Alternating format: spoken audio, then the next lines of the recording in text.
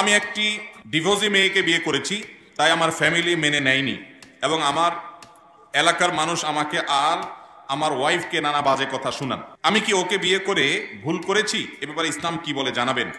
খুবই দরকারি একটা প্রশ্ন ভাই। কেন দরকারি প্রশ্ন আমি বলি। অনেক মুসলমান আছেন আমাদের সমাজে, তিনি নামাজ কালাম পড়েন হয়তোবা, অথবা তিনি নিজেকে মুসলমান দাবি করেন, কিন্তু এইরকম কিছু দুশ্চরিত্র তার মধ্যে আছে। একজন যুবক কোনো ডিভোর্সি নারীকে বা কোনো বিধবা মেয়েকে যদি বিয়ে করেন, তিনি কি ভালো কাজ করেছেন না খারাপ কাজ করেছেন? কিরকম ভালো কাজ আপনি জানেন? একজন নারী তিনি তালাকপ্রাপ্ত হয়ে বাপের বাড়িতে ফিরে এসেছেন। আমাদের সমাজের বেশিরভাগ মানুষ এ ধরনের মেয়েদেরকে দেখলে ফিস ফিস করে, মনে করা হয় যে এই ভদ্র মহিলা বাপের বাড়ি থেকে তালাকপ্রাপ্ত হয়ে এসেছেন, নিশ্চয়ই তার সমস্যা আছে, না হলে সে তালাক খাইল কেন। এরকম মন্তব্য আমাদের মধ্যে করার প্রবণতা আছে না নাই? হ্যাঁ আমার, শুধুমাত্র মেয়ের দোষেই তালাক হয় নাকি ছেলেদের দোষেও তার সাথে থাকার অনুপযুক্ত পরিবেশের কারণে তালাক হয়? হয় কি হয় না? শুধু মেয়েদের দোষেই তালাক হয়, ছেলেদের দোষে তালাক হয় না। বরং আপনি খুঁজে দেখলে দেখতে পাবেন বেশিরভাগ ক্ষেত্রেই ওই তথাকথিত শ্বশুর বাড়ির শ্বশুর শাশুড়ি ননদ দেবর স্বামী সবার সম্মিলিত অত্যাচারে টিকতে না পেরে ডিভোর্স নিতে বাধ্য হয়েছে ভদ্র মহিলা। তাহলে একজন মাজলুম, এমনিতে তার মনটা ভাঙা, এরপরে যদি সমাজের মানুষ তাকে কটু কথা বলে, তালাক প্রাপ্তা বলে, তার বাপকে তার মাকে পরিবারের লোককে মুখকে ছোট হতে করে দেয়, তাদেরকে তাচ্ছিল্য করে কথা বলে, হেয় করে কথা বলে, বাজে কথা বলে, ওই মেয়েকে যদি বাজে কথা বলে, তাহলে একজন মাজলুম অত্যাচারিত মানুষ যদি তিনি হয়ে থাকেন আর আপনি যদি কটু কথা বলেন, তাহলে এই মাজলুমের যে আহাজারি সে হয়তো মুখে বলতে পারবে না, অন্তরে যে ব্যথা আছে, আল্লাহর কসম করে বলছি জাহান্নামে যাওয়ার জন্য আপনার আর বেশি কিছু লাগবে না। আমাদের সমাজে অনেক ভালো কাজ করলে সমাজের মানুষের সবচেয়ে বড় বাধা হয়ে দাঁড়ায়, আবার খারাপ কাজ করলে দেখবেন তেমন কেউ বাধা দেয় না। একজন ভদ্র মহিলা, তার স্বামী মারা গেছেন, তার 2টা বা 4টা বাচ্চা আছে। এই বয়সে তিনি যদি অন্যত্র বিয়ে বসেন, কাজটা কি ভালো না খারাপ? কিভাবে ভালো? যে তার এখন এবং পরবর্তীতে একজন পুরুষ গার্ডিয়ানের দরকার হয়। বাবার বাড়িতে কতদিন আর নিজে একা একা সংগ্রাম করে চলা। সেকুলার সমাজ ব্যবস্থায় বলে যে না, একা একা চলুক, দুনিয়া জয় করতে হবে, হান করতে হবে, তান করতে হবে। ভাইরে, যারা ভুক্তভোগী তারা জানে যে এই সমস্ত বস্তা পচা সস্তা স্লোগান এবং এই সমস্ত বস্তা পচা সস্তা নীতি কথা, যেগুলো তথাকথিত নীতি কথা যেগুলো শোনানো হয়, এগুলো কখনো বাস্তব না, এগুলো অবাস্তব। আল্লাহ তাআলা নারী পুরুষকে যে সৃষ্টি করেছেন, নারী পুরুষের দৈহিক কাঠামোর দিকে তাকালে আপনি বুঝতে পারবেন যে এখানে একজনকে অন্যজনের পরিপূরক রেখেছেন।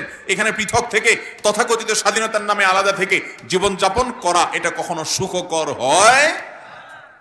অতএব একজন নারী, তার জীবনে একজন সঙ্গীত দরকার আছে। তিনি যদি তার ছেলে মেয়েকে নিয়ে অন্যত্র বিয়ে বসেন, তার স্বামী মারা গেছে কিংবা ডিভোর্স হয়ে গেছে, তিনি ভালো কাজ করেছেন। এই ভদ্র মহিলা তার চরিত্র হেফাজতের জন্য, জেনা থেকে বাঁচবার জন্য, সামাজিক নিরাপত্তার জন্য, সার্বিক প্রয়োজনে তিনি যদি বিবাহ বন্ধনে আবদ্ধ হন, তাহলে সমাজের প্রতিটা মানুষ তাকে স্যালুট জানানো উচিত, তাকে স্যালুট জানানো উচিত, তাকে প্রত্যেকটা মানুষ অ্যাপ্রিসিয়েট করা উচিত। কিন্তু আমাদের সমাজের একটা শ্রেণীর নষ্ট মানুষ আছে, যে মানুষগুলো তাদেরকে খোঁচাখুচি করেছে, 3-4টা মেয়ে হয়ে গেছে, এখন আবার বিয়ে করার শখ হয়েছে, তাকে নিয়ে তাচ্ছিল্য করা হয়, তাকে নিয়ে ব্যঙ্গ করা হয়, বাজে কথা বলা হয়। ঠিক না বেঠিক? একজন পুরুষ, তার স্ত্রী মারা গেছেন, এই ভদ্রলোক যদি বিয়ে করতে যান, সমাজের অন্য মানুষ সব বাদ দেন, তার ছেলে মেয়েরাই সবার আগে বাধা দেয়। আছে না নাই? কত বড় স্বার্থপর এবং সেলফিশ ছেলে মেয়ে চিন্তা করেন। আপনার বাবা বয়স 50, 55, 60, 65 যাই হয়েছে, এই বয়সে তার বরং সঙ্গী বা সঙ্গিনীর প্রয়োজন আরো বেশি, কারণ মনের কথাগুলো বলার জন্য একটা লোকের দরকার হয়। সময় কাটে না, ছেলেরা তাদের সংসার নিয়ে ব্যস্ত, মেয়েরা তাদের সংসার নিয়ে ব্যস্ত। এই টাইমে ভদ্রলোকের জীবনে একজন সঙ্গিনীর প্রয়োজন হয়। তার এমন কিছু খেদমত হয় যেগুলো একান্ত সঙ্গিনী ছাড়া কারোর দ্বারা হয় না। এই সময় সন্তানের মতো সন্তান হলে তো বরং বাবার মধ্যে বিন্দুমাত্র আগ্রহ থাকলে আপনি বরং অগ্রসর হয়ে তার বিয়ে দেওয়ার ব্যবস্থা করবেন। কিন্তু না, যদি কেউ 50-55 বছর বয়সে বিয়ে করে, সমাজের নামাজি মানুষটাও মিটমিট করে হাসে যে বুড়ো বয়সে এ বেটার বিমৃতি ধরছে।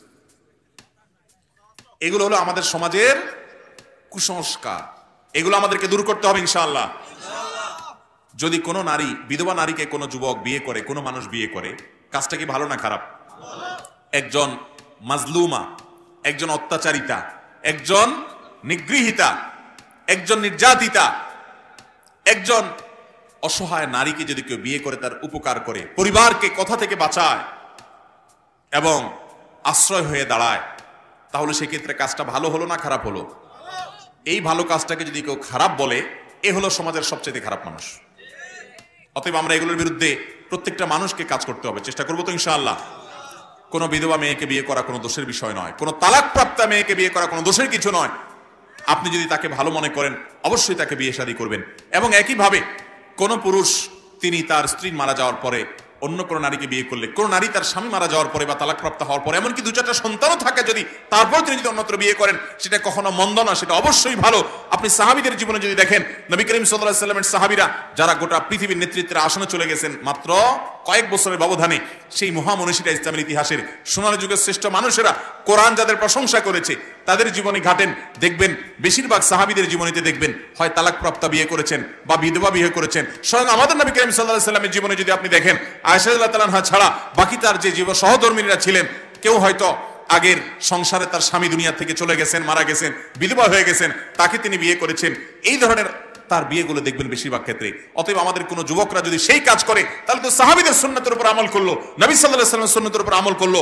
এটাকে যদি ব্যঙ্গ করা হয়, তাচ্ছিল্য করা হয়, হেয় করা হয়, সমালোচনা করা হয়, তাহলে সমাজ থেকে কখনো ভালো মানুষ তৈরি হয় না, খারাপ মানুষই তৈরি হবে। অতএব ভালোকে ভালো বলার মানসিকতা রাখবো তো আমরা ইনশাআল্লাহ।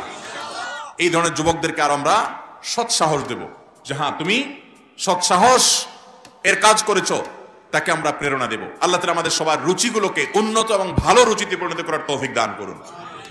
অনেক সময় আমরা এই মন্দ কাজগুলো করি যে আমাদের হিতাহিত জ্ঞানটাও থাকে না, সেন্সও কাজ করে না, ঠিক না ভাই? ঠিক। দেখবেন যে অনেক মানুষ এই ধরনের অন্যায় কাজ করছে, তার কোনো সেন্সও কাজ করছে না। দাঁড়িয়েলা মানুষ নামাজ পড়ছে, কিন্তু এই ধরনের বিষয়গুলো নিয়ে হাসাহাসি করছে, এগুলো বদামল, এগুলো গুনাহ।